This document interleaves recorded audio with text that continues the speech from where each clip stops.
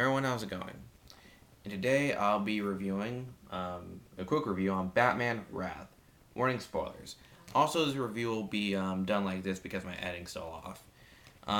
Now, the first story is pretty simple.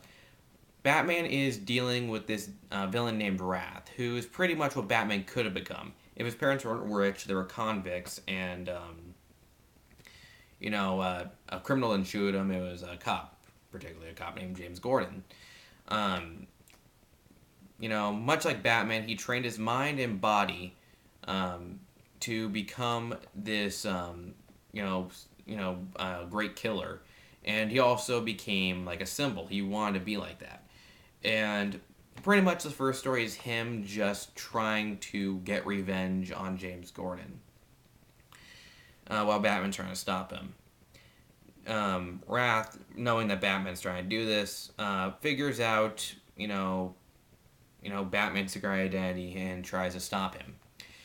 This story is pretty, When I first heard about it, I thought this would be pretty good, a reverse version of Batman. But apparently it was only really good on paper because, Wrath in here is just nothing really special. He's just the simple opposite. I was hoping for something really new about him, but we didn't get anything there. And the artwork in here is also kind of just meh. Like, the story is just not that great. The second story, on the other hand, though, is actually pretty good.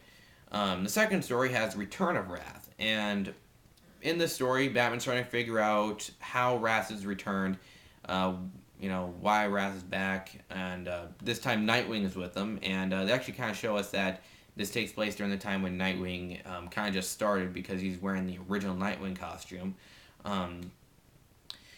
And they do tell us when this takes place, and they do say it does take place, a few years after the events of the first story.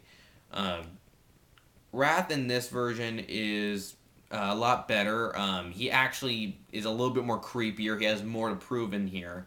Why he has more to prove, I will not reveal, but I will say it makes sense. And the artwork in here is pretty good. Pretty much they're just trying to copy the artwork and they're trying to just make it resemble the artwork there, and they do a good job at that. We get a pretty good moment with Commissioner Gordon when he talks about Wrath, and I was kind of hoping they were going to do a little bit more on it though, but it was still a pretty good moment there. And the ending is just great, and I'm kind of disappointed that Wrath didn't get anything. Didn't get anything after, before the New 52, because they've now redone Wrath. I don't really know what they've done with the character. Apparently it's just also kind of but I'll figure that out later.